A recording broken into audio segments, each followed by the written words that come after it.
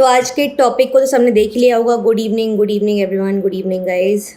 सबने देख लिया होगा कि आज हम क्या पढ़ने वाले हैं। So basically it is a new topic. Yes of course Nidhi, YouTube पर डेली बेसिस पर क्लास होती है ट्यूसडे टू सैटरडे, ठीक है। ऑल्सो टेलीग्राम पर आपके साथ में डेली बेसिस पर क्विजेस के पीडीएफ्स शेयर किए जा रहे हैं। आज सेल सिग्नलिंग का पीडीएफ जो था वो शेयर किया गया था। तो basically it is a DPP type of kind of thing, और वो इसलिए है कि आप जो भी पढ़ रहे हो, जो भी टॉपिक, हम सारे टॉपिक्स के आपको जो क्वेश्चंस है वो प्रोवाइड करवा रहे हैं with along with the answers. So make sure you are attempting those quizzes and उनके आंसर्स आप लोग टेलीग्राम में ही शेयर भी कर रहे हैं हमारे साथ, ठीक है। तो इस चीज़ को हल्के में मत लो। मैं जब आप लोग एग्जाम के दिन में बैठे होगे एग्जाम हॉल में, उस दिन खुद आपको समझ में आएगी इसकी वैल्यू, ठीक है। तो मेक श्योर आप सभी ने टेलीग्राम चैनल को ज्वाइन कर रखा है। अगर नहीं किया है अभी तक तो टेलीग्राम इस पर्टिकुलर चैट में जो पिंड कमेंट है वहाँ पर टेलीग्राम ग्रुप का लिंक दिया हुआ है, उसको क्लिक करके आप ज्वाइन कर सकते हो। पिछले 2 दिन क्लास नहीं हो पाई थी, आई वॉज नॉट वेल, ठीक है। तो बस आज से कंटिन्यू करते हैं फटाफट से। आज हम पढ़ने वाले हैं agrobacterium mediated gene transfer, a very important technique. बहुत फ्रीक्वेंटली यहाँ से आपको क्वेश्चंस मिलते हैं आपके एग्जामिनेशन में, ठीक है। एकदम डिटेल में पढ़ाऊंगी और साथ में उनके क्वेश्चंस भी करवाऊंगी आपको। आप खुद देख पाओगे कितना फ्रीक्वेंटली क्वेश्चंस यहाँ से पूछे जा रहे हैं। बस मेहनत करते रहो, ठीक है। ऑल्सो यू ऑल नो कि this is a part of 100% selection series. हम YouTube पर जो सीरीज़ इस वक्त चला रहे हैं वो है 100% सिलेक्शन सीरीज़, ठीक है। तो इस पर्टिकुलर सीरीज़ का मेन फोकस ये है कि मैं आपको सारे ऐसे टॉपिक्स कवर करवाऊँ जहाँ से फ्रीक्वेंटली क्वेश्चंस एग्जाम में पूछे जाते हैं। तो मेक श्योर कि इसमें से एक भी टॉपिक को आप नहीं छोड़ें। मैं काफ़ी बेटर हूँ ना बच्चे, ठीक है। Good evening everyone. And then 9:30 पे हम लोग टेक्निक्स काफ़ी सारी पढ़ चुके थे। अब हमने सेल बायोलॉजी स्टार्ट किया था और काफ़ी डिटेल में मैं आपको सेल बायोलॉजी पढ़ा रही हूँ, ओके। ये क्रेडेंशियल्स है मेरे, जो लोग मुझे नहीं जानते पॉज करके देख सकते हैं। इसके अलावा there is one more thing कि आज लास्ट डे है इस पर्टिकुलर ऑफ़र का, जहाँ पर आप 6299 इस अमाउंट में जो एग्ज़ाम की डेट तक का सब्सक्रिप्शन अवेल करवा सकते हैं। साथ ही साथ आपको फ्री में पास प्रो भी मिल जाएगा। इसके लिए आपको जो कोड यूज़ करना होगा वो है मेरा नाम, दैट इज़ दीप शिखा। यहाँ पे आपको एक्स्ट्रा ऑफर्स जो भी मिल रहे होंगे इस कोड को यूज़ करके आपको वो मिल जाएंगे, ओके। चलो अब हम बात करते हैं सबसे पहले कि what is the meaning of agrobacterium mediated gene transfer. या एग्रोबैक्टीरियम जो प्रोसेस होता है बेसिकली एग्रोबैक्टीरियम से होने वाले क्राउन गॉल का, उस समय होता क्या क्या चीज़ें स्पेसिफिकली देखने मिलती हैं हमको वहाँ पे, ठीक है। एक एक करके सब चीज़ों के बारे में बात कर लेते हैं। देखिए सबसे पहले अगर मैं बात करती हूँ यहाँ पर एग्रोबैक्टीरियम क्या है, एक बैक्टीरिया है, ठीक है, एग्रोबैक्टीरियम। अब इसमें हमको यहाँ पर मेनली 2 स्पीशी देखने के लिए मिलती हैं। एक है मेन जिसको कि हम ट्यूमेफेशियंस बोलते हैं, एंड देन देयर इज राइजोजीन्स, ठीक है। जो ट्यूमेफेशियंस है वहाँ पर हमको देखने मिलता है टाइप्लाज्मिड, और ये कॉज करवाता है क्राउन गॉल डिजीज़।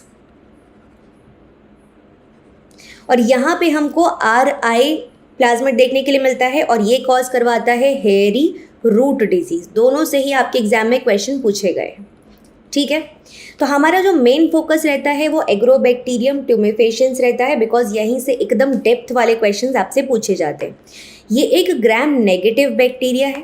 अगर मैं बात करती हूँ टाइप्लाज्मिड के बारे में तो इसका फुल फॉर्म हो जाएगा tumour inducing plasmid, tumour inducing plasmid. इस ट्यूमर इंड्यूसिंग प्लाज्मिड की क्या खास बात होती है कि इस तरीके से कुछ ये क्राउन गॉल्स, ये आप देख रहे हो, ये हमें एक प्लांट की रूट्स फॉर एग्जांपल दिखाई दे रही है, स्टेम वाला पार्ट रूट दिखाई दे रही है, ठीक है। इसमें हमें ये गॉल फॉर्मेशन दिखाई, क्राउन गॉल इस तरीके से काफ़ी एक डेपोजिशन टाइप का स्ट्रक्चर देखने मिल रहा है। इसको हम क्राउन गॉल बोलते हैं और एग्रोबैक्टीरियम ट्यूमेफेशियंस इसको कॉज करवाता है, ठीक है। देख सकते हो ये सब क्राउन गॉल डिजीज़ या क्राउन गॉल आपको जो है बनते हुए दिखाई दे रहे हैं, तो इसी को कॉज करवाता है ये। मेन यहाँ पर होता है टाइप्लाज्मिड, जो कि हम ट्यूमर इंड्यूसिंग प्लाज्मिड के नाम से भी जिसको जानते हैं, और इसके अंदर जो सबसे इम्पॉर्टेंट पार्ट होता है उसको हम बोलते हैं tDNA, या फिर इसको हम ट्रांसफ़र DNA के नाम से भी जानते हैं बेटा, ट्रांसफ़र DNA, ठीक है। अब ये जो डिजीज़ है ये हमको काफ़ी वैरायटी ऑफ प्लांट्स में देखने मिल जाती है, जिम्नोस्पर्म्स में, एंजियोस्पर्म्स में, एट्सेट्रा एट्सेट्रा, और ऑन्कोजेनिक बेसिकली यहाँ पर ट्रांसफॉर्मेशन हमको देखने मिलता है। तो एग्जैक्टली होता क्या है? फॉर एग्जाम्पल ये हमारे पास बैक्टीरिया है मान लीजिए, ठीक है, एग्रोबैक्टीरियम ट्यूमेफेशियंस, ओके। अब इसके अंदर एक खुद का जीनोम होगा और साथ ही साथ इसके अंदर एक प्लाज्मिड प्रेजेंट है जिसको मैंने नाम दे दिया क्या? जिसको मैंने नाम दे दिया टाइप्लाज्मिड, ओके। इसी के अंदर एक रीजन है जिसको मैं बोलूँगी टीडीएनए या फिर ट्रांसफ़र डीएनए, क्योंकि ये ट्रांसफ़र होके जाएगा प्लांट के पास में।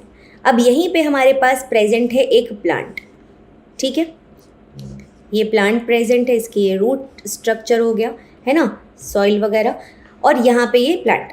अब क्या होता है कि यहाँ पर इन दोनों के बीच में, प्लाज्मिड और प्लांट के बीच में कुछ इस तरीके से इंटरैक्शन होता है ड्यू टू वेरियस रीजंस, जिसके कारण ये डीएनए यहाँ जाता है, इसके अंदर कुछ ऐसी केमिकल्स का फॉर्मेशन होता है अल्टीमेटली प्लांट के अंदर, जिसके कारण यहाँ पर हमको क्राउन गॉल जो है वो देखने के लिए मिलता है, ठीक है ना।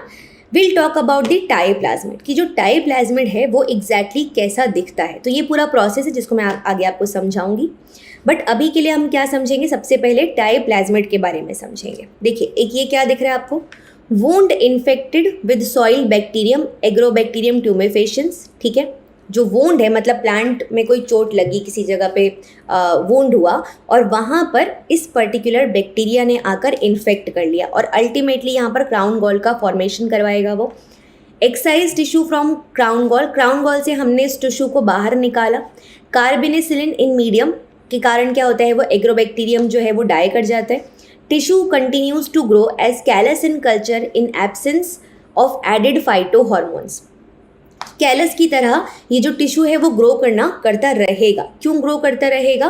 क्योंकि वहाँ पर जो टाइप्लाज्मिड है उसके अंदर क्या प्रेजेंट होते हैं, कुछ स्पेसिफिक जीन्स प्रेजेंट होते हैं, वो जीन्स जो कि ऐसे फाइटो हॉर्मोन्स बनवाएंगे जो कि ग्रोथ करवाते हैं, ऑक्सिन और साइटोकाइनिन। आगे हम इसके बारे में एकदम डिटेल में सब कुछ देखेंगे, ठीक है। देखिए, सबसे पहले बात कर लेते हैं हम टाइप्लाज्मिड के बारे में। सो यहाँ पे बात कर लेते हैं, यस, टाइप्लाज्मिड एकदम डिटेल में समझाऊंगी, भले ही 2 लेक्चर लगे इस टॉपिक में, लेकिन सब कुछ आपको एकदम डिटेल में पता होना चाहिए, ये हमारा पूरा फोकस रहेगा, ठीक है, while we are reading this topic. तो जब हम टाइप्लाज्मिड के बारे में बात करें बेटा, तो बहुत सिंपल है कि इसका एक होलसम स्ट्रक्चर हम यहाँ पे बना लेते हैं, ठीक है। अब इस स्ट्रक्चर में ना हमें काफ़ी सारी चीज़ें मिलने वाली हैं, जैसे कि फॉर एग्जाम्पल एक हमारा पार्ट रहेगा जिसको कि हम बोलेंगे यहाँ पर विर रीजन, वायरुलेंस रीजन, विर रीजन के नाम से जानते हैं, ठीक है। फिर यहाँ पर एक हमको मिलेगी ओरिजिन ऑफ रेप्लिकेशन ORI। फिर एक हमको रीजन मिलेगा जहाँ पर ओपाइन का कैटअप, जो कि रिस्पॉन्सिबल होगा ऐसे प्रोटीन्स बनाने के लिए जो ओपाइन का कैटाबॉलिज्म करवाते हैं। ये बहुत इंपॉर्टेंट चीज़ है, हर एक चीज़ कि कहाँ पर ओपाइन कैटाबॉलिज्म, कहाँ पर एनाबॉलिज्म वगैरह वगैरह सब पता होना चाहिए, ठीक है। फिर आ जाता है यहाँ पर, अच्छा, विर रीजन में ऑफ कोर्स बहुत सारे जीन्स होते हैं, एक ओपेरॉन टाइप से ये काम कर रहा होता है जो मैं आगे आपको दिखाऊंगी, ठीक है। अभी के लिए हम समझते हैं ट्रांसफ़र डीएनए के बारे में। ट्रांसफ़र डीएनए में सबसे पहले हमें मिलते हैं कुछ बॉर्डर रीजन्स, ठीक है, मैं डिफरेंट कलर से दिखा देती हूँ। तो ये हो जाता है इसका लेफ्ट बॉर्डर और यहाँ पर आ जाता है राइट बॉर्डर। इसके बाद में इसके अंदर जीन्स मिलते हैं, जो एक होगा जो कि कोड करेगा ऑक्सिन के लिए, एक रीजन कोड कर रहा होगा साइटोकाइनिन के लिए, ठीक है। फिर there will be one reason जो कि कोड कर रहा होगा किसके लिए, ओपाइन मेटाबॉलिज्म के लिए या एनाबॉलिज्म के लिए, ओपाइन एनाबॉलिज्म। देखिए, एनाबॉलिज्म का मतलब होता है फॉर्मेशन और कैटाबॉलिज्म का मतलब होता है ब्रेकडाउन। तो कैटाबॉलिज्म की जीन हमको ट्रांसफ़र डीएनए से कहाँ मिल रहा है, बाहर मिल रही है। ये हमारा पूरा रीजन जो हो गया इसको हम बोलेंगे टीडीएनए, ठीक है। टीडीएनए के बाहर टाइप्लाज्मिड में हमको मिल रहा है क्या, ओपाइन कैटाबॉलिज्म का जीन, और टीडीएनए के अंदर मिलते हैं ओपाइन एनाबॉलिज्म के जीन्स, ठीक है। अब एक क्वेश्चन फ्रीक्वेंटली आप, अच्छा, ये जो होता है वो लगभग 200 KB का प्लाज्मिड लगभग ये होता है, ओके ना। इसमें सबसे इम्पॉर्टेंट जो चीज़ है वो है विर रीजन्स, बिकॉज विर में बहुत सारे आपके ये होते हैं जीन्स होते हैं और उनका हर एक का स्पेसिफिक काम होता है, तो वो हमको डिटेल में यहाँ पर समझना होगा। But before that I tell you a few more things. आपसे फ्रीक्वेंटली क्वेश्चन पूछा गया था CSIR में, कई बार पूछा गया है, और ये कि आपको फॉर एग्जांपल एक जीन दे देंगे इस तरीके से, कुछ रीजन दे दिया ट्रांसफर DNA का, और आपको बोला कि ये मान लीजिए जीन है X और ये जीन है Y, ठीक है। यहाँ पर जब म्यूटेशन हो रहा है तो क्या बन रहा है, यहाँ पर प्लांट में रूट फॉर्मेशन बहुत ज़्यादा हो रहा है, और जब यहाँ म्यूटेशन हो रहा है तो शूट का ग्रोथ अच्छा खासा देखने मिल रहा है हमको, ठीक है। तो आपसे पूछा जाएगा कि ये X और Y जीन जो हैं वो किस प्रोडक्ट को फॉर्मेशन करने के लिए रिस्पॉन्सिबल होते हैं। तो बहुत सिंपल है कि देखिए, ऑक्सिन जो है ना वो बनवाता है रूट्स, और साइटोकाइनिन में स से शुरू हो रहा है ना, तो शूट से आप याद रख सकते हो। तो साइटोकाइनिन यहाँ पर फॉर्मेशन करवाता है किसका, शूट का। ऑक्सिन रूट बनवाता है, साइटोकाइनिन शूट बनवाता है, ठीक है। अब सोच के देखो कि अगर मैं बोल रही हूँ कि X में म्यूटेशन हुआ है और रूट बन रही है, तो ऑक्सिन बनवाता है रूट, इसका मतलब ये जो X होगा ये क्या होना चाहिए, साइटोकाइनिन होना चाहिए, क्योंकि अगर ऑक्सिन में म्यूटेशन होता तो रूट तो नहीं बनती। इसका मतलब ये X मस्ट बी साइटोकाइनिन, कि जिसमें गड़बड़ी हुई है तो शूट नहीं बन पा रही, रूट ज़्यादा फ्लरिश हो रही है, ठीक है। सिमिलरली Y क्या होना चाहिए, Y होना चाहिए ऑक्सिन। तो ये ऑपोजिट तरीके से आपको यहाँ पर क्वेश्चन उन्होंने पूछा था, ठीक है। इसको आप याद भी रख सकते हो SCAR से, स्कार एक ट्रिक से। Basically S stands for shoot, A stands for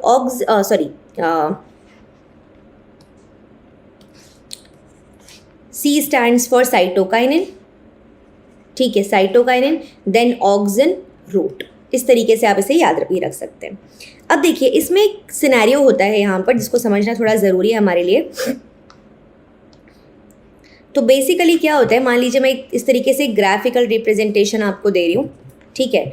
यहाँ पर हम ऑक्सिन का अमाउंट ले रहे हैं और यहाँ पर हम साइटोकाइनिन का अमाउंट ले रहे हैं, ओके। और यहाँ पे मान लीजिए एक टिश्यू प्रेजेंट है हमारे सामने प्लांट का, जिसको ग्रो करवाना है, ओके। जब हम सिर्फ ऑक्सिन का अमाउंट बहुत ज़्यादा देंगे तो क्या होगा कि उस टिश्यू में हमें बहुत ज़्यादा किसका फॉर्मेशन देखने मिलेगा, रूट का फॉर्मेशन देखने मिलेगा। और जब हम इसको क्या देंगे, जब हम इसको साइटोकाइनिन बहुत ज़्यादा देंगे तो हमें यहाँ पे बहुत ज़्यादा शूट का फॉर्मेशन देखने के लिए मिलेगा, ठीक है। कोई दिक्कत नहीं होनी यहाँ पे चाहिए, यहाँ पे तक तो अभी तक ना। अब जब हम इसको देते हैं दोनों हार्मोन्स, ओके, साइमल्टेनियसली, तो दो सिनेरियो यहाँ पर हो सकते हैं। एक हो सकता है कि हमने इसको क्या किया कि दोनों का अमाउंट के बिना किसी प्रोपोर्शन बस बढ़ा दिया, तो उस केस में क्या होगा, उस केस में यहाँ पर हमें कैलस का फॉर्मेशन दिखाई देगा। सिर्फ वो बड़ा हो जाएगा, साइज में ग्रो करता जाएगा, अनडिफ्रेंशिएटेड यहाँ पर ग्रोथ हमें देखने मिलेगी। तो सिर्फ ग्रोथ हो रही है और कोई डिफ्रेंशिएशन नहीं देखने मिल रहा, रूट में शूट में ऐसा कुछ नहीं देखने मिल रहा। तो यहाँ पर फॉर्मेशन होता है बेटा कैलस का।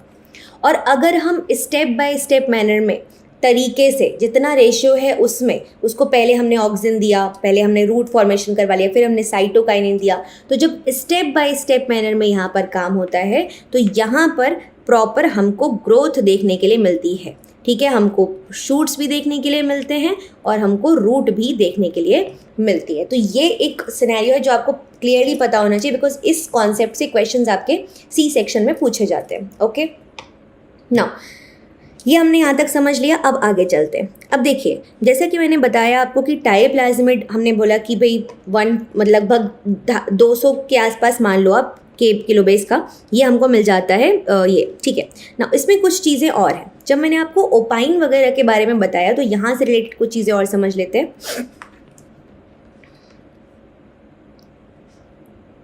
एक सेकंड पीछे के चलती हूँ आपको यहाँ पे।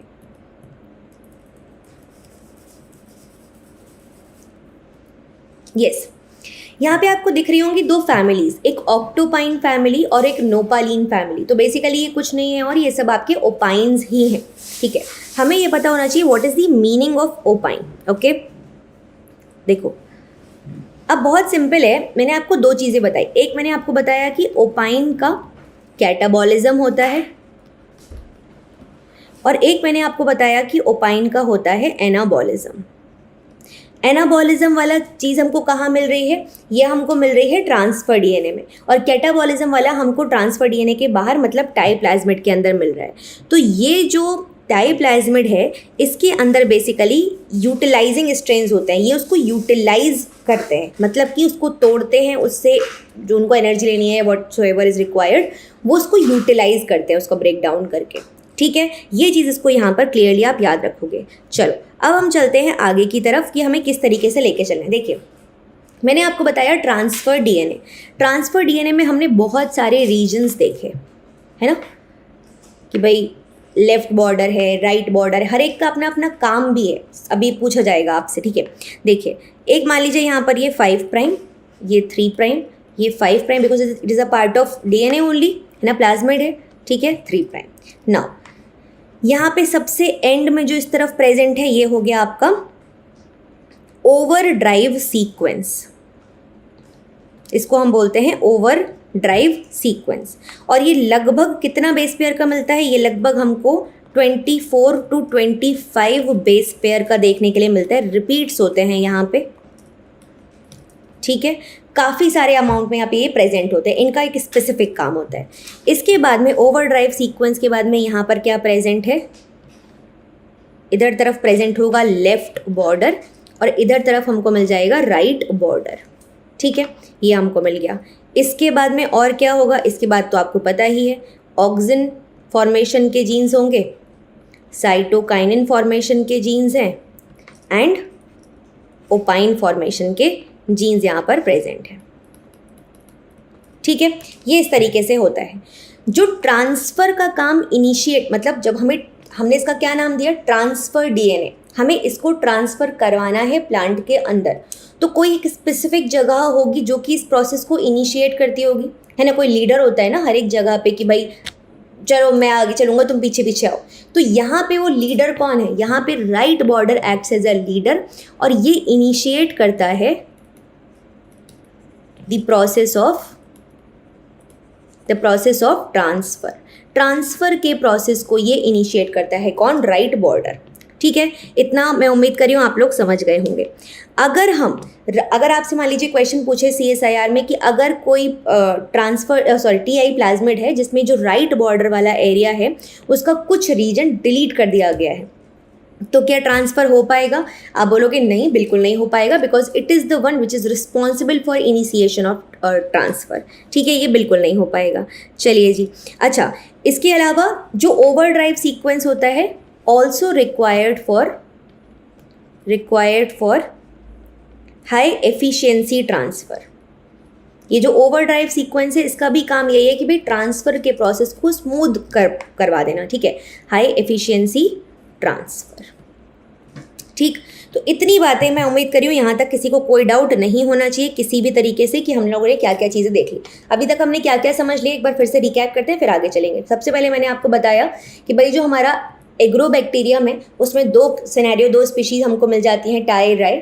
क्या क्या डिजीज़ वो कॉज करती हैं? ग्राम नेगेटिव बैक्टीरिया है, टाई प्लाज्मिड उसके अंदर पाया जाता है जिसको कि हम ट्यूमर इंड्यूसिंग प्लाज्मिड बोलते हैं। उसमें ट्रांसफ़र डीएनए होता है जो ट्रांसफ़र होके जाता है प्लांट के पास और अल्टीमेटली कॉज करवाता है क्राउन गॉल डिजीज़। ठीक है, किस तरीके से ये प्रेजेंट है दिखा दिया। इसके बाद में क्राउन गॉल कैसे होते हैं हमने वो देखा। फिर हमने बात किया कि भाई जो टाई प्लाज्मिड है वो एग्जैक्टली दिखता कैसा है, तो हमने बात किया यहाँ पर कि किस तरीके से हमारे पास जो ये ट्रांसफ़र डीएनए है यहाँ से लेके यहाँ तक का पार्ट, उसमें क्या क्या मिलता है। यहाँ पर ये ओवर ड्राइव सीक्वेंस होगा, ओवर ड्राइव सीक्वेंस। ठीक है, लेफ्ट बॉर्डर है auxin, cytokinin, opine, anabolism, right border ये सब प्रेजेंट है। राइट बॉर्डर रिस्पॉन्सिबल है ट्रांसफ़र के लिए। ORI जहाँ पर ओरिजिन ऑफ रेप्लिकेशन होता है जिसके कारण रेप्लिकेशन का प्रोसेस होता है। Vir region, virulence region very important, अभी आगे देखेंगे। बाकी सब हमने समझ लिया है। ठीक है, अब हम चलेंगे अपने विर रीजन के काम की तरफ, बट बिफोर दैट हमने समझा कि आपसे CSIR क्वेश्चंस किस किस तरीके से पूछ रहा होता है और यहाँ पर कैलस का फॉर्मेशन कब होता है, ग्रोथ कब होती है, कब रूट बनेगी, कब शूट बनेगी, सारे केसेस हमने देख लिए। ठीक है, फिर हम चले ऑक्टोपाइन नोपालिन फैमिली की तरफ। हमने बात किया कि ये ओपाइंस का क्या सिनेरियो होता है। तो आप देख सकते हो बहुत सारे नाम आपको यहाँ पर दिए हुए हैं, नोपालिनिक एसिड, नोपालिन, हिस्टोपिन, लाइसोपिन, ऑक्टोपेनिक एसिड, ऑक्टोपाइंस, किस किस में क्या क्या है देख सकते हो आप, ठीक है। फिर हमने बात किया इस जो हमारा ट्रांसफ़र डीएनए है इसके बारे में कि इसके अंदर हमें क्या क्या चीज़ें देखने के लिए मिल जाती हैं, हर एक चीज़ एकदम डिटेल में समझी। अब यहाँ आप देख सकते हो, यहाँ पे आपको सिग्नल मॉलिक्यूल्स के स्ट्रक्चर दिया हुआ है इस वाले डायग्राम में, acetosyringone and alpha hydroxy acetosyringone. क्या है ये मॉलिक्यूल्स? तो these are basically the molecules which are responsible, एक सेकेंड, हाँ जी, तो ये वो मॉलिक्यूल्स हैं जो कि रिस्पॉन्सिबल होते हैं इस पर्टिकुलर प्रोसेस को इनिशिएट करवाने के लिए। मतलब कि सिग्नल मॉलिक्यूल है, ये सिग्नल देंगे। कौन इनको फॉर्म कौन करेगा? इनको बनाता है प्लांट टिश्यू। ये प्लांट टिश्यू से सिक्रीट होते हैं। कौन सा प्लांट टिश्यू? जिस पे वूंड लगी हुई है, जिसको चोट लगी है, ठीक है। तो प्लांट क्या करेगा? प्लांट बेचारे, उसको चोट लगी है, वो रोएगा तो कौन निकलेंगे? ये एसीटोसिरिंजोन या अल्फा हाइड्रोक्सी एसीटोसिरिंजोन, इनका सिक्रीशन होगा, ठीक है। अब जब ये निकलेंगे यहाँ से, रिलीज होंगे प्लांट से, तो ये क्या करेंगे? ये टीडीएनए ट्रांसफ़र को प्रमोट करेंगे। ओके, यहाँ पे आप देख सकते हो ऑक्टोपिन वगैरह के जीन्स दिखाए हुए हैं आपको, conjugative transfer, octopine catabolism, agropine catabolism, similarly ये दिखाए, नॉट वेरी इंपॉर्टेंट बट ठीक है, एक बार देख लो। ये हम ऑलरेडी देखा चुकी हूँ मैं आपको।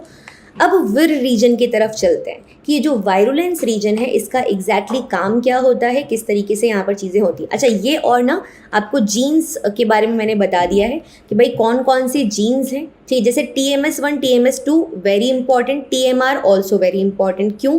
क्योंकि ये ट्रिप्टोफैन 2 मोनो ऑक्सीजेनेस को बनवाएगा, ऑक्सिन सिंथेसिस करवाएगा। TMS2 भी ऑक्सिन सिंथेसिस करवाएगा। TMR साइटोकाइनिन सिंथेसिस करवाएगा। तो इनके नाम थोड़ा आपको याद रखने चाहिए, ठीक है। चलिए अब हम चलते हैं विर रीजन की तरफ। हर एक का क्या क्या काम होता है एकदम डिटेल में समझ लेते हैं यहाँ पर, ओके। तो सबसे पहले चलते हैं किसकी तरफ? विर ए की तरफ। अब देखो, जब प्रोसेस शुरू होता है ना, तो यहाँ पे एक सीक्वेंस होता है। ऐसा नहीं होता कि कोई भी किसी भी सीक्वेंस में यहाँ पर काम कर रहा है। तो पहले इनका सबका अलग अलग काम समझ लेते हैं and then I will tell you about the sequence part, okay. जब, तो इसको ऐसे समझाती हूँ कि मान लो ये प्लांट है, ठीक है। अब प्लांट में जब कभी क्या लगी, मान लो यहाँ पे वूंड लग गई, इसको चोट लग गई प्लांट को, तो जब वूंड लगेगी तो ये एसिटोसिरिंजोन को रिलीज करेगा। ये मॉलिक्यूल यहाँ पे रिलीज हुआ। ये मॉलिक्यूल जाके क्या करेगा? बैक्टीरिया के अंदर इंटरैक्ट करेगा विर जीन के साथ में। कौन से विर जीन के साथ में? यहाँ देखिए अब।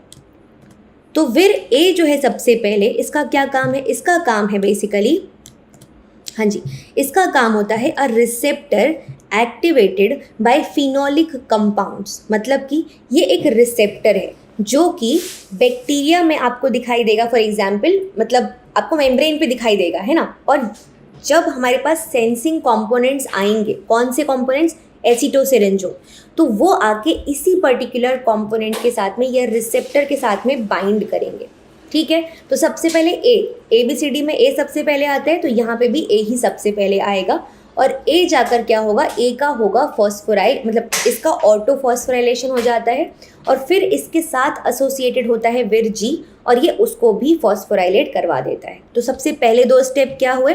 सबसे पहले दो स्टेप में हमने देखा यहाँ पर कि ये बैक्टीरिया से एसिटोसिरिंजोन, मतलब एसिटोसिरिंजोन आया बैक्टीरिया के पास में, ये रिसेप्टर प्रेजेंट है। यहाँ पे कौन है?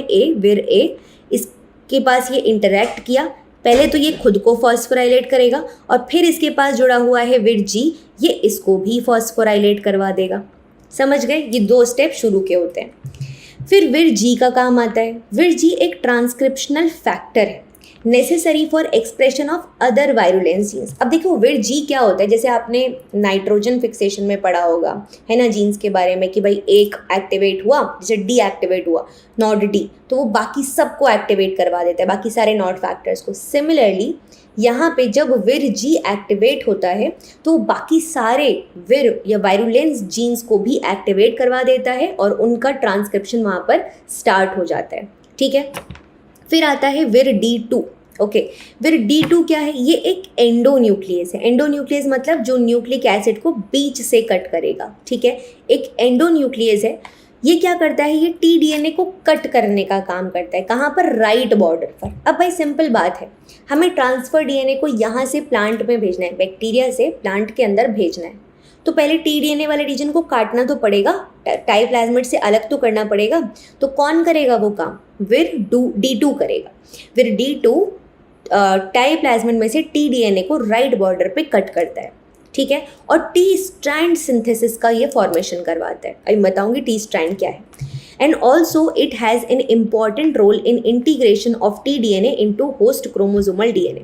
तो बेसिकली ये जो tDNA आपका प्लांट के अंदर जाने वाला है, अब वो कहाँ जाएगा, वो होस्ट के अंदर इंटीग्रेट होने वाला है। तो उस प्रोसेस में भी कहीं ना कहीं D2 मदद करेंगे, ठीक है। फिर आता है विर D1, ये क्या है, ये टोपोआइसोमेरेज है। ये विर D2 को मदद करता है कि भाई तुम्हें कहाँ रिकॉग्नाइज करना है, कहाँ क्लीव करना है, 25 बेस पेयर का जो राइट बॉर्डर सीक्वेंस है उसमें से, है ना। कितने बेस पेयर का, 25 बेस पेयर का। इंपॉर्टेंट है ये बेस पेयर को याद रखना। फिर आता है विर D4। D4 क्या है, ATP dependent linkage of protein complex necessary for tDNA translocation.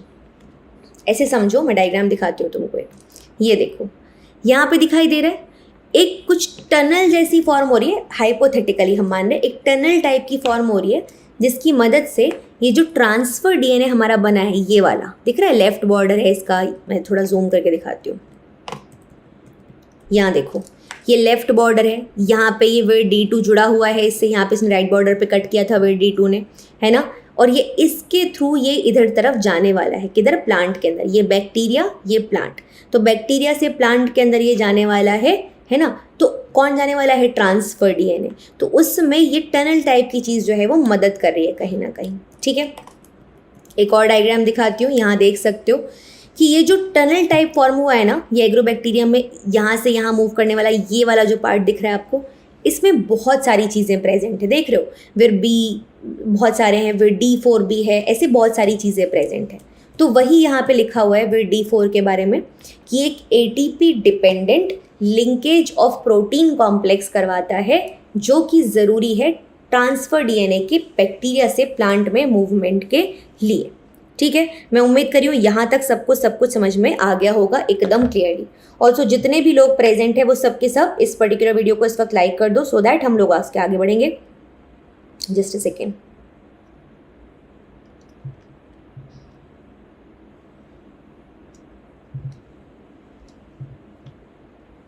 And जितने लोगों ने भी अभी तक टेलीग्राम चैनल को ज्वाइन नहीं किया है, मेक श्योर कीजिए कि ये काम कर लीजिएगा, ठीक है। चलिए जी, back to the this thing. अब यहाँ पर क्या होने वाला है, फिर आता है फिर C1, ठीक है। C1 क्या करेगा, ये प्रमोट करता है high efficiency T strand synthesis, मतलब जो ट्रांसफर स्ट्रैंड है ना, उसके फॉर्मेशन को ये प्रमोट करता है। Involve in spatial localization of the T complex to the cell poles, मतलब कि ये लोकलाइज करवाता है टी कॉम्प्लेक्स को सेल के पोल के तरफ, ठीक है। E2 क्या करवाता है, E2 यहाँ पर बाइंड करता है टू टी स्ट्रैंड, मतलब basically E2 is like single stranded binding protein. जैसे वो जब सिंगल स्ट्रैंड बनता है DNA का, उससे बचाता है न्यूक्लियस अटैक से, उसको कट करने नहीं देता बाकी की चीज़ों को, उसको बाइंड नहीं करने देता सीक्वेंस के साथ में, कॉम्प्लीमेंटैरिटी नहीं बनाने देता। सिमिलर तरीके से यहाँ पे हमें क्या दिख रहा है कि जो हमारा विर E2 है, ये क्या कर रहा है, ये टी स्ट्रैंड को प्रोटेक्ट करता है, किस चीज़ से, न्यूक्लियस के अटैक से। इंटरकैलेट करता है with lipids to form channels in the plant membrane through which the T complex passes, ठीक है। फिर आता है विद E1। E1 क्या करेगा, शैपेरॉन की तरह काम करेगा, मतलब कि ये स्टेबलाइज करता है विद E2 को एग्रोबैक्टीरिया में, तो ये इसको स्टेबलाइज करने का काम करता है, ठीक है। फिर आते हैं फिर B एंड D4। मैंने अभी आपको दिखाया था कि जो मूवमेंट हो रहा है जब ट्रांसफर DNA का प्लांट बैक्टीरिया से प्लांट की तरफ, हाँ जी, तो जब मूवमेंट हो रहा है ट्रांसफर डीएनए का बैक्टीरिया से प्लांट की तरफ, तो वहाँ पे हमें एक बीच में टनल शेप्ड स्ट्रक्चर दिखाई दिया था, और ये टनल शेप्ड स्ट्रक्चर जो है वो बी और D4 मिलके बनाते हैं, जिसको कि हम T4SS के नाम से जानते हैं, secretion system, which spans the inner and outer bacterial membrane required for export of the T complex and Vir-E2 into the plant cell। ठीक है, यहाँ तक सबको सब कुछ समझ में आ गया होगा, मैं उम्मीद कर रही हूँ।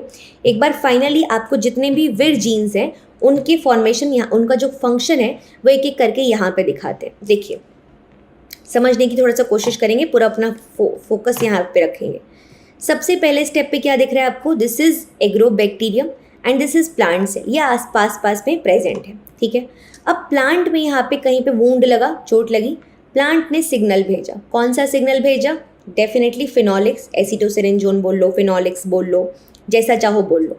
ठीक है, अब वो जो फिनोलिक्स थे उनको सेंस किया, किसने सेंस किया? विर ए ने सेंस किया। अगर शुगर वगैरह यहाँ पे होगी या एसिड होगा तो उसको CHVE या CHVG, CHVI, इनका जो कॉम्प्लेक्स है ये भी रिसीव कर सकता है, बट इन जनरल हमारे लिए फिनोलिक्स होता है, एसिटोसिरिंजोन होता है, तो हम बोलेंगे भाई विर ए ने उसको परसीव किया। ठीक है, अब विर ए ने परसीव कर लिया तो इसका खुद का फॉस्फोराइलेशन होगा, फिर ये क्या करेगा? ये जाके जो विर जी है उसको फॉस्फोराइलेट कर देगा। अब विर जी पहुंचेगा कहाँ पर? बाकी के विर जीन्स के पास में। ठीक है, ये पहुंचा यहाँ पर इंटरैक्ट किया, और बाकी के जो विर जीन्स थे उनका फॉर्मेशन यहाँ पर शुरू हो जाएगा। ओके, अब अल्टीमेटली इन सब का काम क्या है? इन सब का अल्टीमेट गोल बस इतना है कि भाई ये जो सीक्वेंस है ना हमारा डबल स्ट्रैंडेड सीक्वेंस, इसको हम सिंगल स्ट्रैंडेड सीक्वेंस में कन्वर्ट करवा दें। कौन सा सीक्वेंस? जो हमारा ट्रांसफर डीएनए है उसको हम सिंगल स्ट्रैंडेड, यहाँ पे देखो दिखा रही हूँ यहाँ पे भी एक बार, this is also one diagram. तो बेसिकली ये जो आपको दिख रहा है ना, left border right border sequence दिखाई दे रहा है ना। अब यहाँ पे जो विर जीन्स हैं ये इसकी प्रोसेसिंग करा के क्या करें? इसको एक सिंगल स्ट्रैंडेड डीएनए में कन्वर्ट कर दे रहे हैं। ठीक है, और इसके साथ बहुत सारे फैक्टर्स जुड़ेंगे। शुरुआत कौन करवाएगा? D2 कौन था? एंडोन्यूक्लियस था, कट करता है राइट बॉर्डर पे, वहाँ पे जुड़ा भी रहेगा। और बाकी के सारे factors E2, E3, F, B, D4 क्या बना रहे हैं? T4SS बनवा रहे हैं, ट्रांसफ़र के लिए जो हमें चाहिए वो बनवा रहे हैं। ठीक है, तो ये पूरा प्रोसेस यहाँ पे चल रहा है। देख रहे हो, ये विर ए फॉस्फोराइलेशन हुआ, फिर इसने विर जी को फॉस्फोराइलेट किया, बाकी वो वहाँ गया, उसने एक्टिवेट कराया। अब इसके थ्रू जो हमारा ये सीक्वेंस है, कौन सा सीक्वेंस? जो हमारा ट्रांसफ़र डीएनए है, वो पहुँचेगा कहाँ पर? वो पहुँचेगा प्लांट के अंदर। समझ गए बात को? वो पहुँचेगा प्लांट के अंदर। तो यहाँ पे देखो, अब ये जो हमारा जो ट्रांसफ़र डीएनए है, ठीक है, वो अब पहुँच रहा है प्लांट के यहाँ पर अंदर। ठीक है, अब साथ में जब ये प्लांट के अंदर पहुँचेगा तो यहाँ पर D2 भी प्रेजेंट है, ये रहा D2 ब्लू वाला, फिर E2 भी प्रेजेंट है। E2 का काम है सिंगल स्ट्रैंडेड बाइंडिंग प्रोटीन। अब यहाँ पर विर F भी आके इससे जुड़ता है और इसके भी कुछ काम होते हैं। एक एक्स्ट्रा नाम है यहाँ पर विर F का, जिसको मैं अभी आपको समझाती हूँ। ठीक है, तो इसी तरीके से हमको कुछ एक्स्ट्रा नाम भी हमको यहाँ पर इस जगह पे दिखाई देंगे, उनके बारे में और बात कर लेते हैं।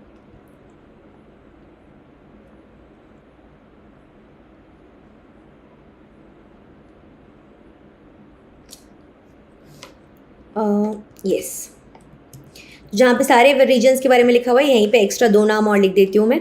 एक नाम आ जाएगा हमारे सामने विर सी का। ठीक है, ये ओवर ड्राइव सीक्वेंस के काम करने के रेट को बेसिकली एनहेंस करेगा। ठीक है, और एक आता है विर एफ। ठीक है, विर एफ बेसिकली क्या करता है? प्लांट जीनोम में इंटीग्रेशन करवाता है, इंटीग्रेशन करवाता है। ठीक है, इसके अलावा आई थिंक जितनी इंपॉर्टेंट चीज़ थी मैं बता चुकी हूँ आपको, if I am not wrong.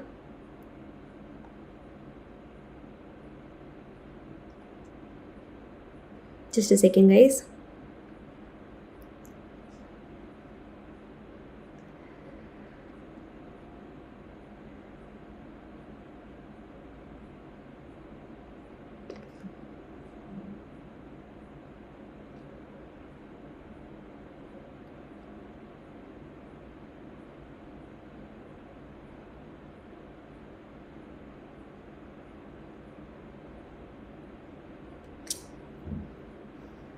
Okay, तो आई थिंक हम सारी चीज़ें यहाँ पर ऑलमोस्ट देख चुके हैं। ठीक है, बस इतना याद रखेंगे कि D2 जो है वो टी स्ट्रैंड को जनरेट करवाने के लिए रिस्पॉन्सिबल है एंड थिंग्स लाइक दैट।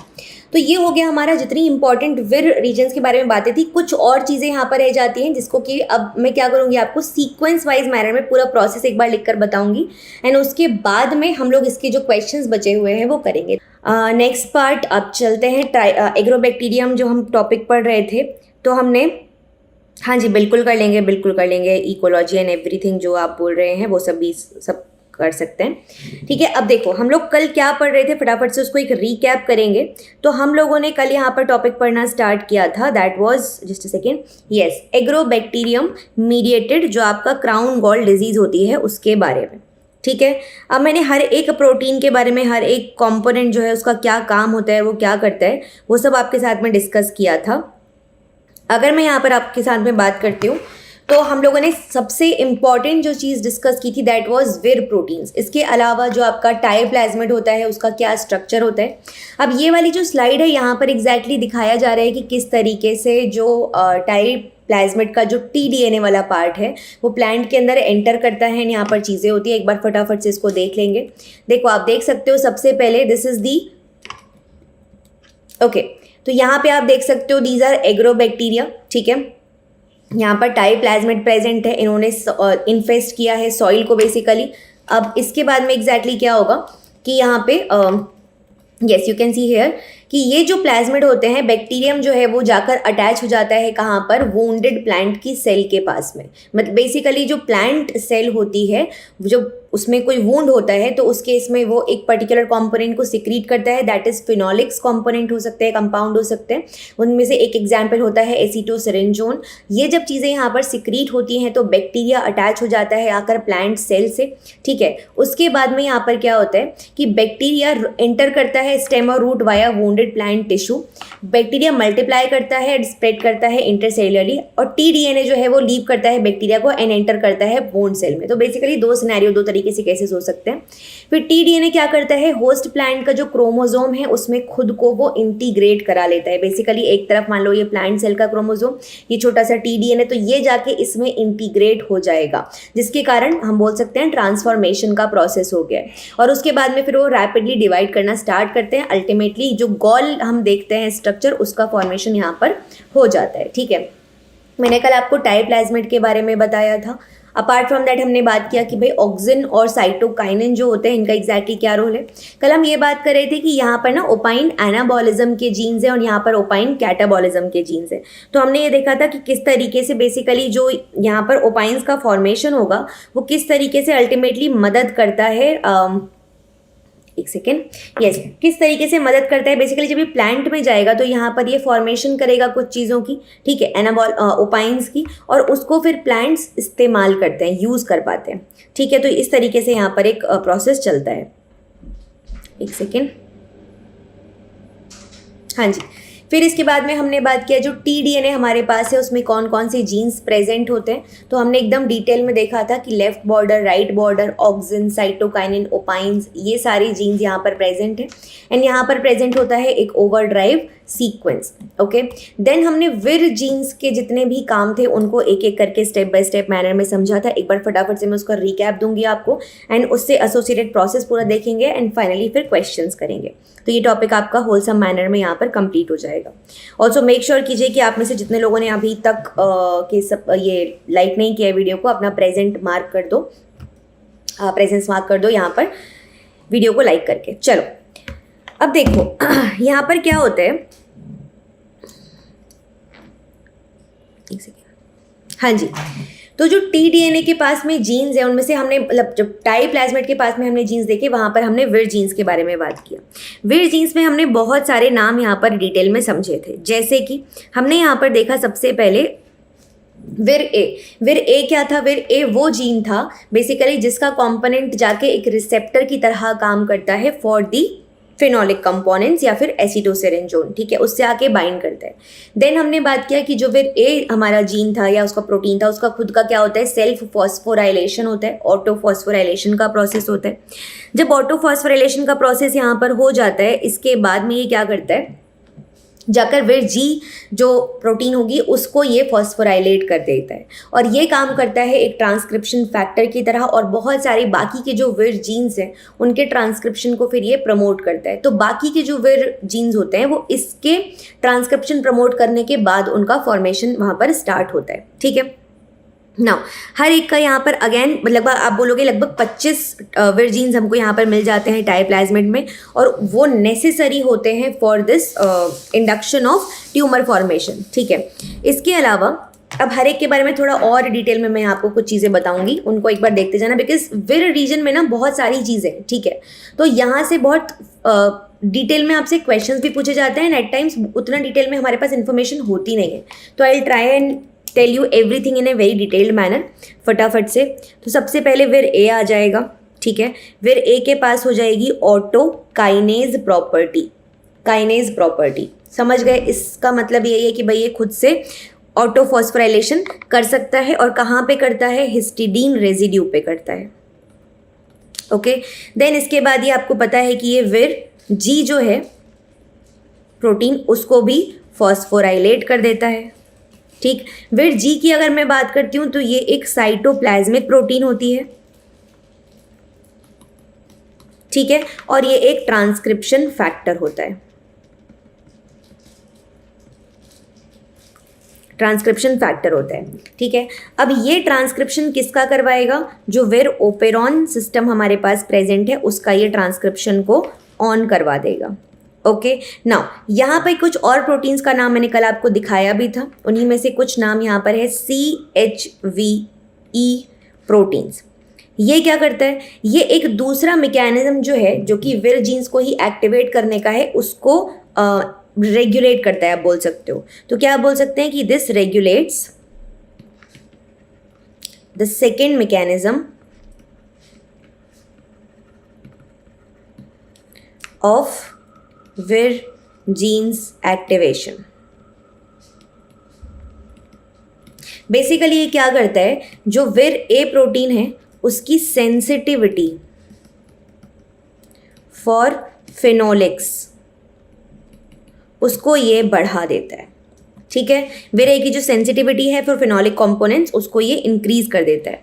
अब यहाँ पर 2 स्टेप में बेसिकली अटैचमेंट होता है। ठीक है, तो सिंपल है, सबसे पहले आपको पता है कि जो बैक्टीरिया है वो क्या करता है, यहाँ पर कुछ सेल्यूलोज फाइब्रिल्स का फॉर्मेशन करता है। ध्यान से बस सुनते जाइएगा, एक बार में सब समझ में आ जाएगा। तो बैक्टीरिया यहाँ पर सेल्यूलोज फाइब्रिल्स का फॉर्मेशन करता है जो कि अटैच करते हैं किसके साथ में, टू दी वुंडेड प्लांट। ठीक है, अब उस प्लांट के पास में वुंड के कारण ये अट्रैक्ट हुए थे, वहीं पे जाकर ये उससे बाइंड कर लेंगे। फिर इस पर्टिकुलर प्रोसेस में देयर आर 4 जीन्स या उनके प्रोटीन्स जो कि इन्वॉल्व होते हैं, CHVA, CHVB, PSCA and ATT। ठीक है, ये बेसिकली क्या करते हैं, ये बना रहे हैं यहाँ पर सेल्यूलोज फाइब्रिल्स। ठीक है, और ऑफ कोर्स अटैचमेंट आपका अटैचमेंट का काम करवाएगा। फिर यहाँ पर विर सी हमने देखा था जो कि बहुत इंपॉर्टेंट वायरुलेंट प्रोटीन होती है। ये क्या करवाती है, ये इनिशिएट करवाता है या फिर बोल सकते हैं कि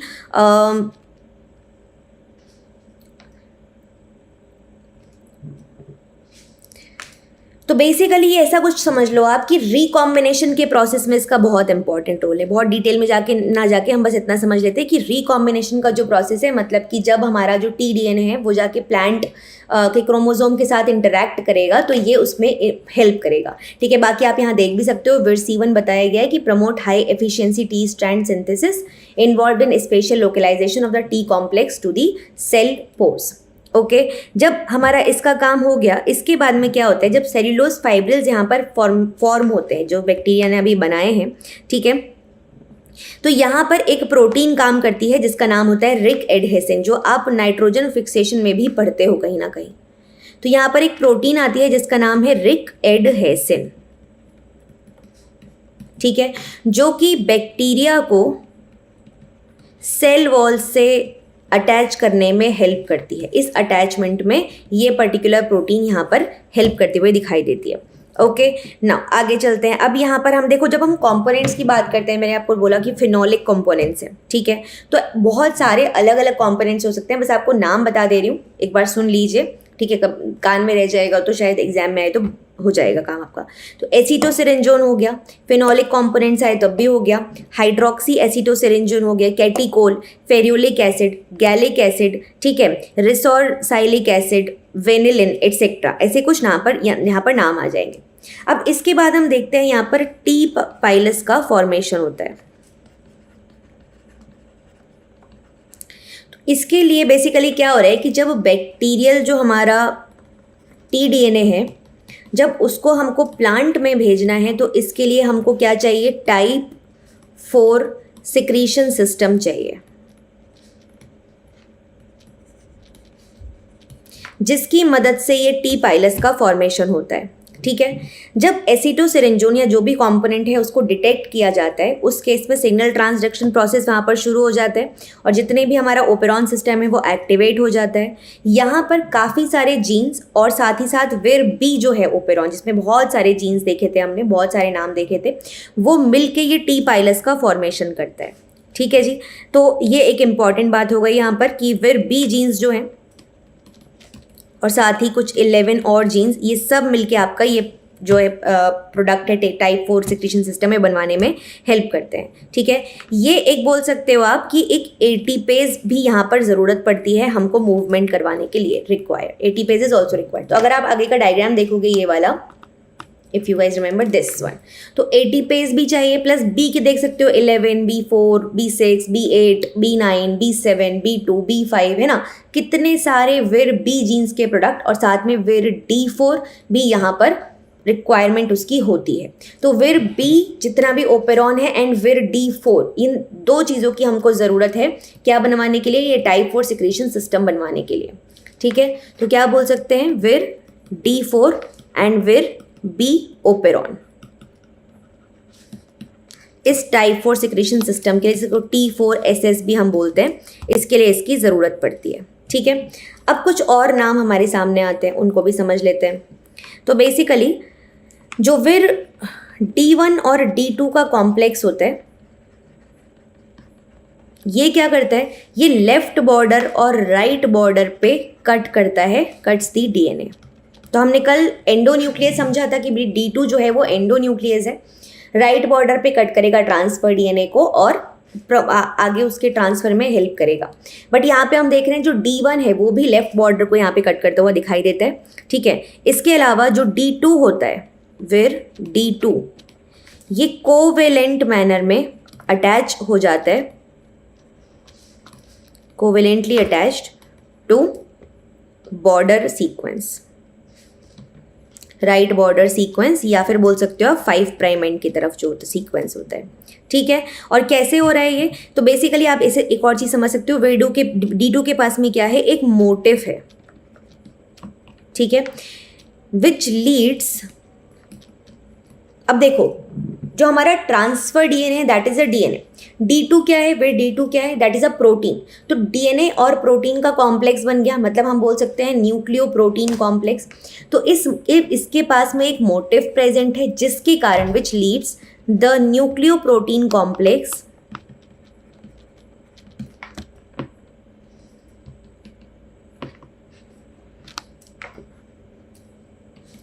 targeted towards type 4 secretion system. तो इसकी मदद से ये यहाँ से प्लांट की तरफ मूव कर पाता है, ठीक है। चलो इतना हो गया। इसके बाद आ जाते हैं विर E2 की तरफ, ओके। तो E2 भी क्या करता है, ये सिंगल स्ट्रैंडेड बाइंडिंग प्रोटीन्स की तरह समझ लो काम करता है, और ये कोट करके रखता है, कोट्स दी ट्रांसफर डीएनए, ओके। ये जो हमारे विर E2 और D2 हैं, इनके पास एक और ख़ास चीज़ है, इनके पास में न्यूक्लियर लोकलाइजेशन सिग्नल्स प्रेजेंट हैं, लोकलाइजेशन सिग्नल्स प्रेजेंट है, जिसको आप NLS के नाम से भी जानते हो, ठीक है। और इसकी मदद से ये क्या करेगा, ये जो NLS होते हैं ये इम्पोर्टिन के साथ में अटैच करेंगे, और इसके कारण जो tDNA है वो न्यूक्लियस के अंदर एंटर कर पाता है। कौन सा न्यूक्लियस, ऑफ कोर्स प्लांट का न्यूक्लियस। बैक्टीरिया तो प्रोकैरियोट है, उसके पास कौन सा न्यूक्लियस, ठीक है। तो ट्री डीएनए जो प्लांट का न्यूक्लियस है उसके अंदर एंटर करने के लिए ये E2 और D2 जो है ये हेल्प करते हैं। ओके, इसके बाद में आई थिंक हमारे पास जो बाकी की चीज़ें ऑक्सिन, साइटोकाइनिन वगैरह वो तो प्रेजेंट है ही। नाउ एक और नाम आता है यहाँ पर लास्ट, विच इज़ VIR-F। ठीक है, उसका क्या काम होता है ये भी समझ लेते हैं।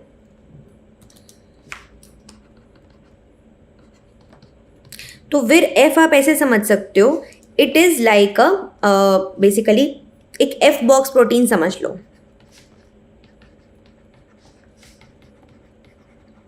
और ये भी एक्सपोर्ट होके कहाँ जाती है, होस्ट सेल में, एक्सपोर्ट टू होस्ट सेल। ठीक है, और ये बेसिकली किस लिए रिस्पॉन्सिबल है, प्रोटियाजोमल डिग्रेडेशन के लिए ऑफ दी जो भी फालतू की प्रोटीन्स उससे जुड़ी हुई हैं उन सबको हमको वहाँ से हटाना है। तो उस प्रोसेस के लिए इसकी हमको ज़रूरत पड़ती है।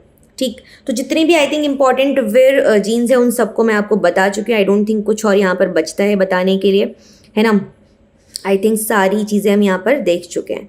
अब हम चलते हैं आगे। यस, आई थिंक मैं सब कुछ बता चुकी हूँ आपको इम्पॉर्टेंट पार्ट्स। ओके, तो अब प्रोसेस होता कैसे वो पूरा एक बार समझा देती हूँ यहाँ पर मैं आपको। ठीक है, देखो समझना बात को ध्यान से।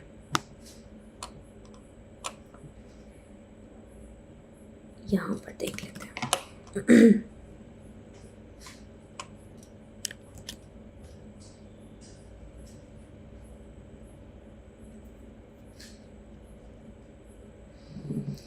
ऑल्सो ना एक और चीज़ कर सकते हो आप, मैं पॉज्ड हूँ। ओके, एक सेकेंड, फिर से बता दूँ, एक सेकेंड रुको।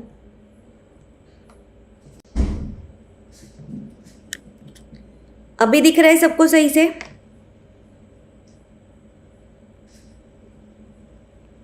हाँ जी, अभी दिख रहा है सबको सही से, क्लियरली एवरीथिंग इज क्लियर। ठीक है,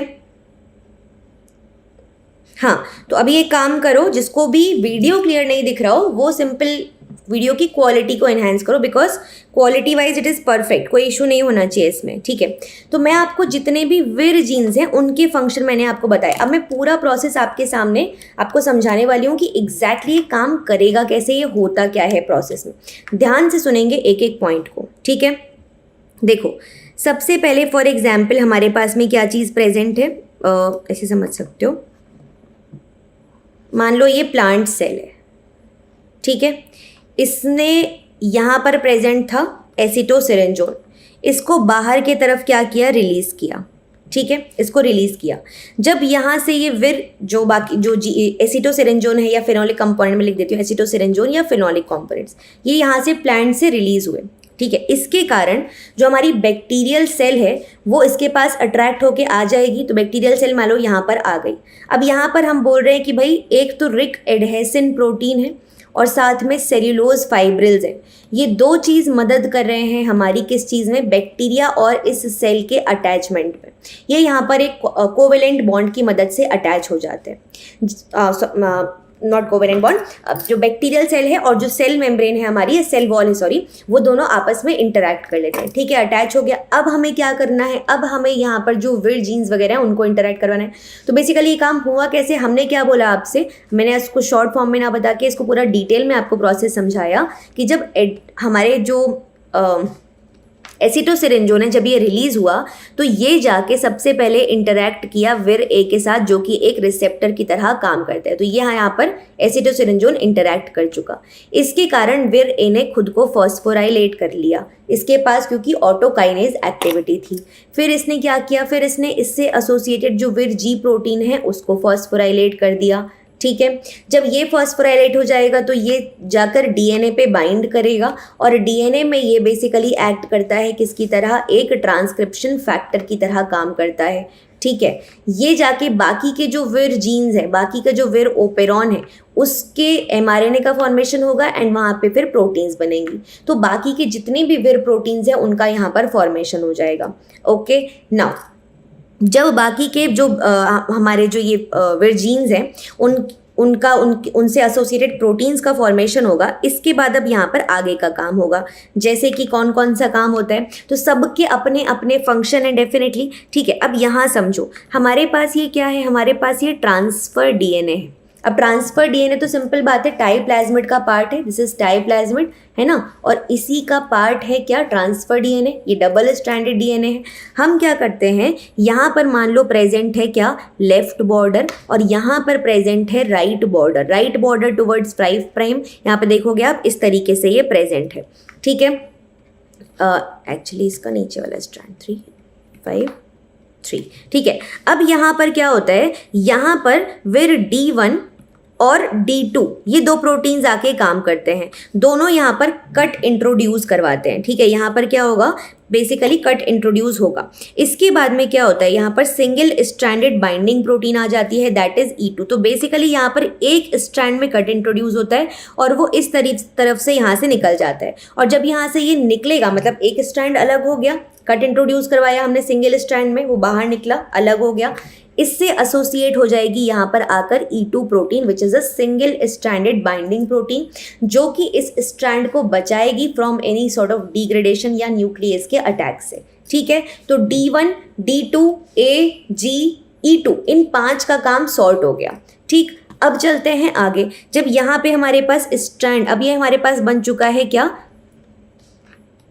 टी, मान लो इस तरीके से इंटीग्रेट कर चुका है, बीच में से डिलीट होके वो। ठीक है, ये प्लांट और ये बैक्टीरिया, मतलब जो हमारा TDNA था ये आ चुका है। अब यहाँ पर ये फॉर्मेशन करवाएगा ऑक्सिन का, साइटोकाइनिन का और ओपाइन का, इन तीनों चीज़ों का, और इसके कारण अल्टीमेटली हमें क्या देखने मिलती है, अनकंट्रोल्ड ग्रोथ देखने मिलती है। ठीक है, तो ये हो गया हमारा पूरा का पूरा प्रोसेस। आई होप आपको कोई भी डाउट यहाँ पर नहीं होगा। ओके, मैं एक बार समरी सॉर्ट ऑफ दे रही हूँ आपको। देखो, काइनेज एक्टिविटी अगर आपसे कोई पूछ ले कहाँ मिलेगी, ए में मिलेगी।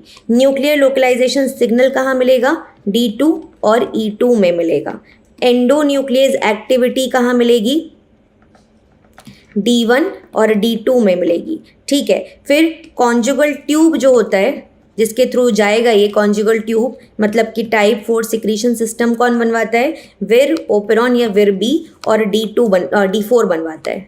ठीक है, और सिंगल स्ट्रैंडेड बाइंडिंग प्रोटीन की तरह कौन काम करता है, E2 काम करता है। समझ गए, तो सबकी, और विर जी जो है वो ट्रांसक्रिप्शन फैक्टर की तरह काम करता है, या फिर जो विर ओपेरॉन है उसको एक्टिवेट करने का काम करता है। ठीक, तो ये हो गए सारे के सारे वायरुलेंस जीन्स के function, extremely important. I have tried my level best कि मैं एक भी पॉइंट मिस ना करूं या स्किप ना करूं। जितनी चीज़ें हैं जहां से आपके एग्जाम में क्वेश्चन आता है, मैंने हर एक चीज़ को कवर करने की यहाँ पर कोशिश की है। ठीक है, जस्ट अ सेकेंड।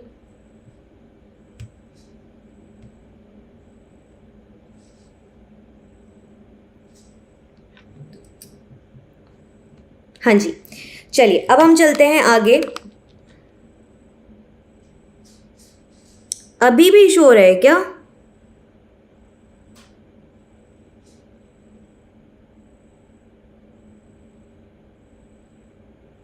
यार मेरे को जब मैं देख रही हूँ तो मेरे को कोई भी इशू नहीं दिखाई दे रहा है। ऐसे कैसे पॉसिबल है, आप लोग देख रहे हो मतलब बीच बीच में कभी हो रहा है, बट अभी तो मुझे कोई इशू नहीं दिखाई दे रहा। अभी कुछ इशू है क्या, मुझे अभी बताओ।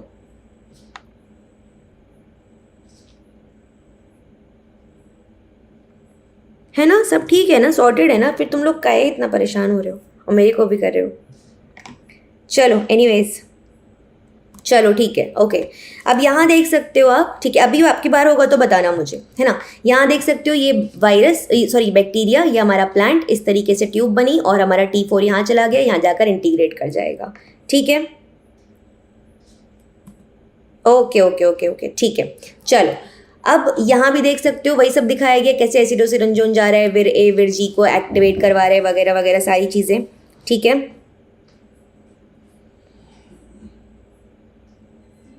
क्लियर नहीं है, क्या क्लियर नहीं है, कैसे क्लियर नहीं है, तुम लोग कौन सी क्वालिटी पे देख रहे हो, 1080p कर लो, 720p कर लो, सब दिखेगा यार, कैसे नहीं दिख रहा तुम लोग को। No issue ma'am, it's all clear, thank you Rajiv. चलिए ओके अब ये हमारा प्रोसेस पूरा हो चुका है. Now we are done with everything. अब हम क्वेश्चंस की तरफ चल रहे हैं. ठीक है. So this is the first question for you guys. फटाफट से इस क्वेश्चन को पढ़ लीजिए क्विकली एवरीवन.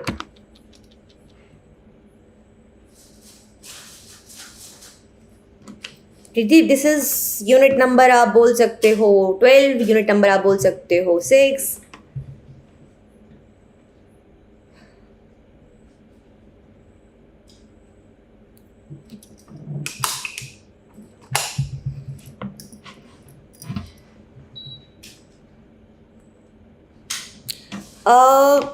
क्या चीज़ नहीं समझ में आई बताओ. देखो मैंने कुछ नहीं बताया. मैंने टीडीएनए के बारे में जो मैं बता रही थी कि विर जीन्स प्रेजेंट होते हैं, उनमें सबसे इम्पॉर्टेंट या समरी समझ लो इसको कि भाई कौन कौन से इम्पॉर्टेंट नाम है वो सारे मैंने यहाँ पर आपको बता दिए हैं.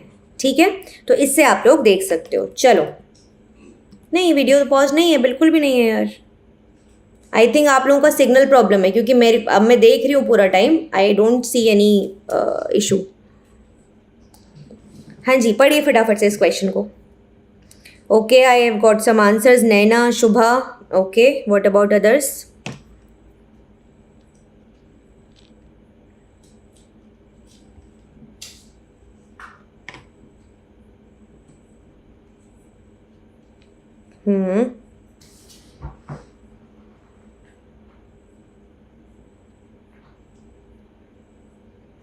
राजश्री 4, पंकज 2, नीरू, शुभा, नैना का आंसर है 1.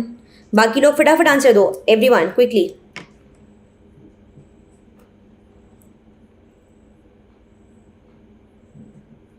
एंड मेक श्योर आपने वीडियो को लाइक कर दिया है if you watching the video. ठीक है. कुछ और आंसर्स भी आ गए हैं. मनीषा 4, नेहा 1, प्रतीति 4, जयमुनी 3. और राइट चलो लेट्स ट्राई टू अंडरस्टैंड. देखो तो Agrobacterium Ti plasmid vectors are used to generate transgenic plants. The following are example of Vir gene encoded proteins that are important for the transfer of tDNA into plants. ठीक है. क्या बोल रहे हैं कि भाई एग्रोबैक्टीरियम टाइप्लाज्मिड का वेक्टर है, उसको ट्रांसजेनिक प्लांट बनाने के लिए इस्तेमाल किया जाता है. और यहाँ पर कुछ विर जीन एनकोडेड प्रोटीन का नाम दिया हुआ है, एग्जाम्पल दिए हुए हैं जो कि ज़रूरी हैं for the transfer of T-DNA into plants. Okay just a second.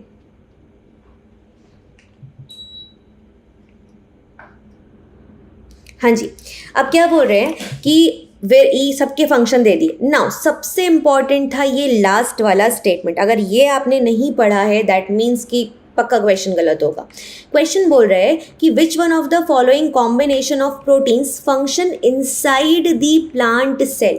कौन सा प्लांट सेल के अंदर काम करता है. आप मुझे खुद दिमाग लगा के बताओ क्या जो ए है वो प्लांट के अंदर काम करता है या बैक्टीरिया के अंदर काम करता है. डेफिनेटली आप खुद समझ जाओगे कि नहीं मैम ये तो बिल्कुल प्लांट के अंदर काम नहीं करता. विर ए का काम तो बैक्टीरिया के अंदर था, लेकिन विर एफ का काम, D2 का काम, ई, इन सब का काम क्या था. इन सब का काम था प्लांट के अंदर. ठीक है. E single stranded DNA binding protein, D2 T strand बनाता है मतलब सिंगल स्ट्रैंड बनवाता है, और एफ जो है वो क्या करता है टी कॉम्प्लेक्स प्रोटीन्स को डायरेक्ट करता है फॉर द डिस्ट्रक्शन इन प्रोटियाजोम्स. तो करेक्ट आंसर हो जाएगा सी को एलिमिनेट कर दीजिए. सी को एलिमिनेट करके हमारा आंसर आ जाएगा ऑप्शन नंबर 4. ठीक है. तो आई होप सब कुछ आप लोग समझ गए. एंड क्वेश्चन को ध्यान से पढ़ा करो. 4 नंबर का सवाल आता है डायरेक्टली यहाँ से. ठीक है. बहुत इंपॉर्टेंट टॉपिक है और ये पढ़ो फटाफट से इस क्वेश्चन को.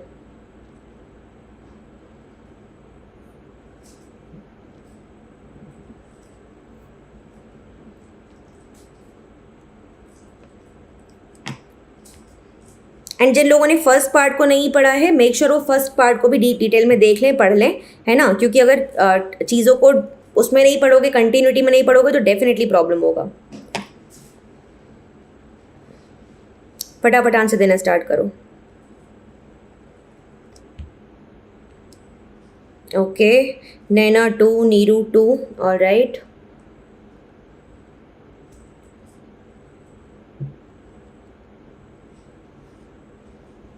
ओके. कनुप्रिया, जयमुनी, प्रतीति, पंकज, वंदना सभी का आंसर यहाँ पर आ गया है ऑप्शन नंबर 2.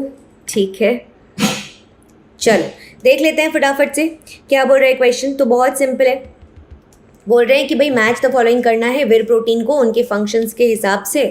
ठीक है, अगर हम सबसे पहले चलें विर एफ की तरफ, हमें इसका क्या फंक्शन पता है, प्रोटियाजोम जहाँ दिखेगा वहाँ आ जाएगा। तो destruction of proteins coating T-DNA complex, ये वही प्रोटियाजोम है। तो टी को 3 के साथ मैच करोगे तो डायरेक्टली आपका आंसर यहाँ पर आ जाएगा। बट बाकियों को भी देख लेते हैं। विर जी क्या है, विर जी आप सबको पता है कि ये इंडक्शन करता है विर ओपेरॉन या विर जीन्स के ट्रांसक्रिप्शन के प्रोसेस का। ठीक है, विर D2 क्या है, विर D2 आपको पता है ये न्यूक्लियस टारगेटिंग करवाता है, इसके पास NLS प्रेजेंट होता है। विर B1 की अगर मैं बात करूँ तो आपको पता है कि ये कंपोनेंट है मेम्ब्रेन स्ट्रक्चर का, मतलब जो जितने भी बी हैं, और D4 है वो आपका जो ट्रांसफर एपेरेटस है उसका पार्ट यहाँ पर होता है। बिल्कुल सिर्फ डी से ही ये हो जाएगा। तो ऐसे ही अगर आपको डिटेल में सब पता है ना तो फिर कोई दिक्कत कभी नहीं होनी है, और डिटेल में चीज़ें नहीं पता है तो फिर प्रॉब्लम ही प्रॉब्लम। चलो फटाफट से पढ़ लो।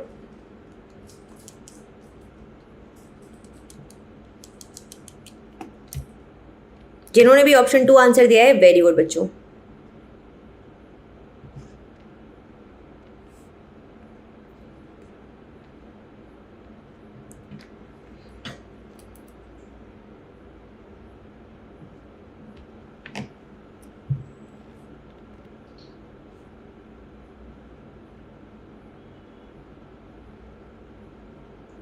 ऑल्सो ना मैं आप लोगों के लिए 1 मिनट सीरीज़ लेकर आई हूँ। तो यहाँ पे ना आपको शॉर्ट वीडियोस मिलेंगे इसी पर्टिकुलर चैनल के जो शॉर्ट वीडियो सेक्शन है वहाँ पर। ठीक है, तो लैकोपेरॉन का 1 minute video with some animations are present there, उसको देखो। ठीक है, तो अभी तक 2 वीडियो में दे चुकी हूँ आप लोगों को, कैटाबोलाइट रिप्रेशन एंड लैकोपेरॉन, एकदम 1 मिनट का short crisp video. Make sure आप उन वीडियोज़ को देख रहे हैं, एंड अगर पसंद आ रही तो मुझे बताओ मैं और किस टॉपिक पर आपके लिए 1 मिनट वीडियो लेकर आऊँ। Okay, so I have got 1 answer, that is Shubha, Rajshree, Naina, का आंसर 4 है। बाकी लोग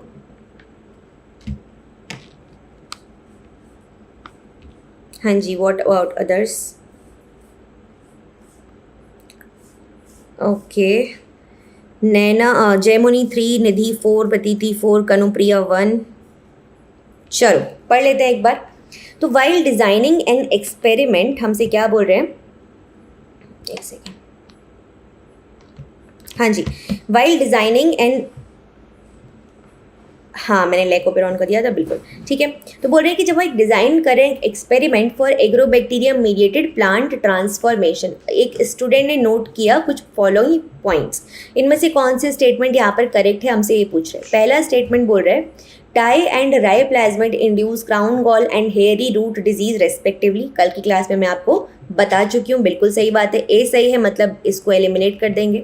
B, enzymes octopine synthase and nopaline synthase involved in the synthesis of octopine and nopaline respectively are encoded by T DNA, ये भी मैं आपको बता चुकी हूँ। ओपाइन फॉर्मेशन ट्रांसफर डीएनए के अंदर होता है, टाई प्लाज्मिड का भी अल्टीमेटली तो ये पार्ट ही है।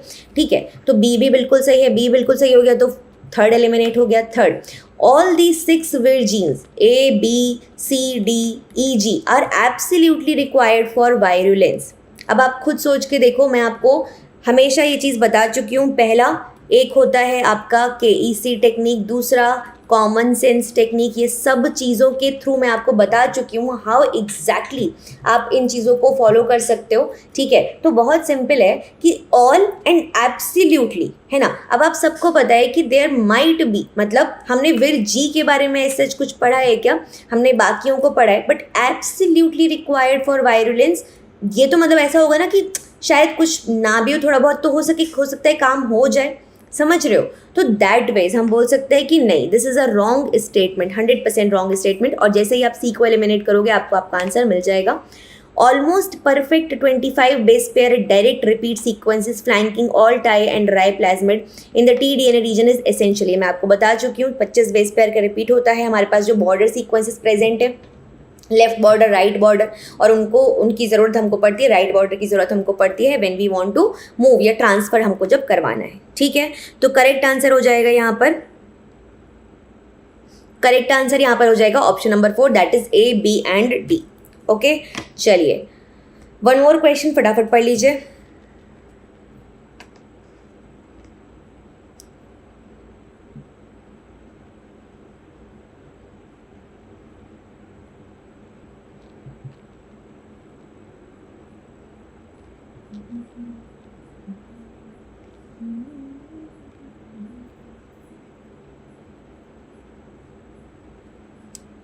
वंदना, इसी पर्टिकुलर यूट्यूब चैनल पर मिल जाएगी आपको वो वीडियो, आप मेरे नाम से सर्च कर सकते हैं। Common sense techniques, cheat codes, KEC technique, किसी की भी मदद से समझ सकते हो।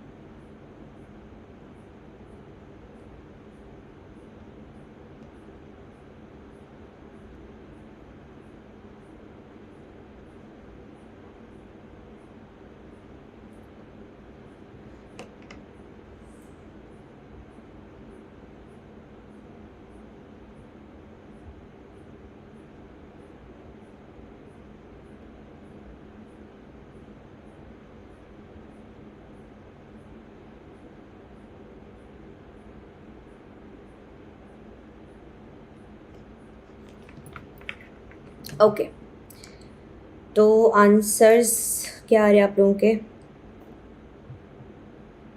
ओके, कुछ लोगों का आंसर है ऑप्शन नंबर 3, 4, सारे आंसर्स आ चुके हैं। चलो, बहुत बढ़िया। ओके, तो कुछ स्टेटमेंट्स यहाँ पर दिए गए regarding the use of Agrobacterium in plant transformation. पहला स्टेटमेंट है A tumefaciens causes crown gall disease, rhizogenes causes hairy root disease. A तो बिल्कुल सही है, ए बिल्कुल सही है, तो 2 और 4 तो ऑप्शन नहीं हो सकता। नेक्स्ट बोल रहे हैं कि region A in Ti plasmid is responsible for replication and region D is Ti plasmid is responsible for virulence. अब हमें डी का तो पता है, ए का हमने ऐसा कहीं देखा कि ये रिस्पॉन्सिबल है फॉर रेप्लिकेशन। ए का काम तो सेंसिंग करने का था, ए का काम बाकी सब था, तो बी तो बिल्कुल ही गलत हो गया। मतलब सी शुड बी दी करेक्ट। तो ए एंड सी मतलब ऑप्शन नंबर 3 हो जाएगा यहाँ पर करेक्ट आंसर। ठीक है, जिस हिसाब से हमने चीज़ों को पढ़ा है। This is all about it. इस पर्टिकुलर सेशन को इतना ही रखेंगे। आज हमारा एग्रोबैक्टीरियम टॉपिक खत्म हो चुका है। कल से हम कल आप लोगों का मॉक टेस्ट है। अच्छा ठीक है, मैं आपको ये बता देती हूँ, कल आप लोगों का मॉक टेस्ट है।